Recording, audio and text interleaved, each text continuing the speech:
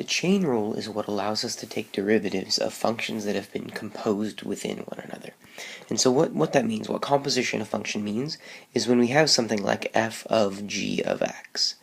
So when you have one function, I'm going to call it the outer function, ff, and then you have some other function that's composed within that function. And so I'm going to be talking, as we go through the chain rule, we're going to be referring to functions as sort of the outer function and the inner function. And sometimes that's an easy thing to see, like with trig functions, it tends to be fairly simple. If I have something like the sine of 13x, my outer function here is the function sine of something, right? My outer function is the sine function, sine of x, but instead of having x inside, the function 13x has been composed within it. Right? Another example of this might be something like the square root of x squared minus 3x. Right? In this case, the outer function, the f of x function, is the square root function, like the square root of x function, but instead of having just x inside of it, we have x squared minus 3x composed within it. So in this lesson, I'm going to be talking about the chain rule, which is what allows us to take the derivative of things like this.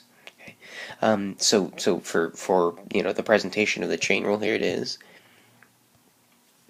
If you want to take the derivative of a composition of two functions, where g of x is composed within f of x, what we do is we take the derivative of the outer function. So whatever function is on the outside, we take the derivative of that function, and we leave the function that was composed inside of it alone. So you'll notice I'm taking the derivative of f, but I'm leaving the composed function alone. Then, outside of that derivative function, we multiply by the derivative of what was inside. Okay, so one more time, we take the derivative of the outer function and leave the inside composed function alone, and we multiply by the derivative of the function that was composed inside. I'm going to go through several examples in this video, and then the next video is just going to be more advanced examples. So we're going to get lots of chances to see these and practice them. So here's this first example, a very, very basic example. If g of x equals the sine of 5x, find g prime of x.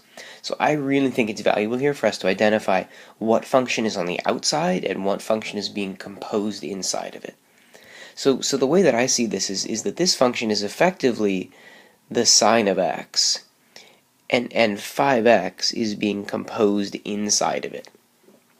So the way that we take this derivative, the way that we work this thing out, is we say, okay, g prime of x is going to be the derivative of the outer function. So that's going to be the cosine of x, right? But what's being composed inside of it isn't x, it's 5x. So we get the cosine of 5x times the derivative of that thing that's composed inside. So the derivative of 5x is 5, and that gets us to the idea that g prime of x will be 5 cosine of 5x. Okay. That's a very basic example of the chain rule, but I mean, it shows you what you need to do. We take the derivative of the outer function, and we leave the inside composed function alone, then we multiply by the derivative of that thing that we just left alone. So here's another pretty straightforward example. I want to find h prime of x if h of x is the secant of x cubed. So just like we did in the previous problem, I need you to identify what is the outer function and what's being composed within it, right? So first, what's the outer function? My outer function is the secant of something function, and what's being composed within it is x cubed.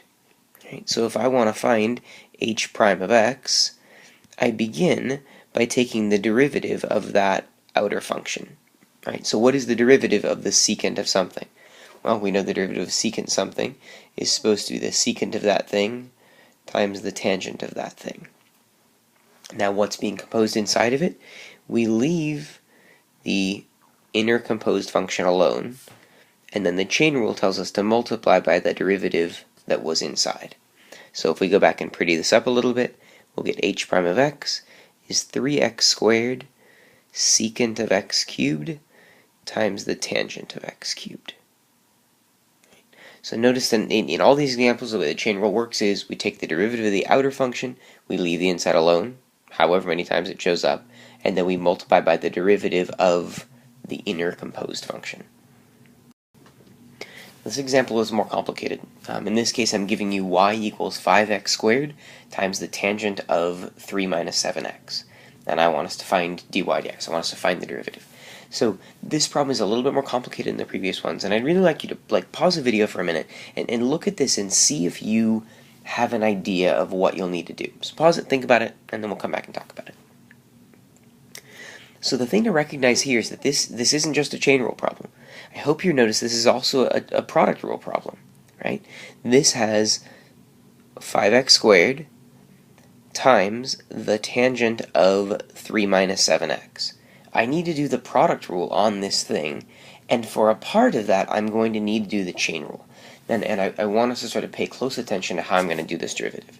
So let's go ahead and start walking through it, right? First of all, we know this is a product rule problem, and I know some of you are like, wait a minute, but it's also a chain rule problem. What do you do first?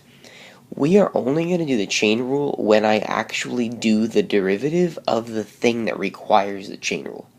Like, the chain rule doesn't happen until I take the derivative of this thing, and I haven't started doing that yet. Like, think about what the process would be for finding y prime. To do the product rule, I'm supposed to do the derivative of 5x squared, that's 10x, times, leave this alone, the tangent of 3 minus 7x. I wasn't supposed to do anything to that, right? Then plus, now I'm supposed to leave my 5x squared alone, and this is the key, and now I do the derivative of the tangent of 3 minus 7x, which requires the chain rule. And so this is where we say, okay, my outer function is the tangent of something, and what's being plugged into it is 3 minus 7x. So the derivative of tangent is secant squared of the thing. Now what were we leaving inside? We were leaving 3 minus 7x inside, and the chain rule tells us to multiply by the derivative of that inner composed function. That derivative is negative 7. Okay? I know there's a lot in that line, and this is a bit of a complicated example. It's going to take us a little while to wrap our brains around this, but don't give up. It's going to take some practice, but we'll get it. So simplifying this thing, both of these terms have a factor of 5x in them, so I'm going to factor out that 5x, and what's left inside is 2 tangent of 3 minus 7x plus, it's actually not plus, it's minus 7 from the end, then there's the x left from here, and then it's just secant squared of 3 minus 7x. Okay? And that's our derivative. Now remember, we never promised that like every derivative was going to be nice and pretty and like there would be roses everywhere. Sometimes these derivatives are messy, and we have to deal with that. So I have this last example. Given that v of x is the square root of cosecant x, find v prime of x. So this is one that I really like you guys to try and do on your own. So pause the video, figure out what the inside function is, what the outside function is, and what's being composed within it, and then work through that derivative. If you want, pause the video for 10 seconds while you identify the outer and the inner functions, and then check back in to make sure you've got those right before you move on. So the way I see it here, the outer function is effectively the square root function, and what's being composed within that is the cosecant x function. Okay? So if we want to find v prime of x, I begin by figuring out what is the derivative of the square root of x.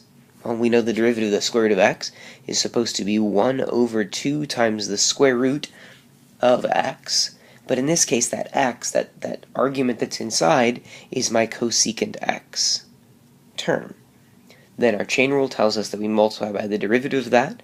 The derivative of that is negative cosecant x cotangent x. And from here we just see what we can do to simplify. We've got negative, and then we'd have cosecant x cotangent x over 2 times the square root of cosecant x. We could stop here, although I think it's interesting to note and to sort of be aware there's a cosecant on the top and on the bottom, and we could sort of simplify that. The way that I like to see these things is that this cosecant x is like a whole cosecant x, and this is a square root of a cosecant that's like a half of a cosecant. So in some sense these things can divide out, and we can be left with v prime of x being negative square root of cosecant x cotangent x all over 2. Either one of those things is fine. I think it's important that we know both of them. But that's that. So welcome to the chain rule. I hope that's making a little bit of sense, and we will do more examples. If you have questions, write them down and be ready to ask about them in class tomorrow. I'll see you then.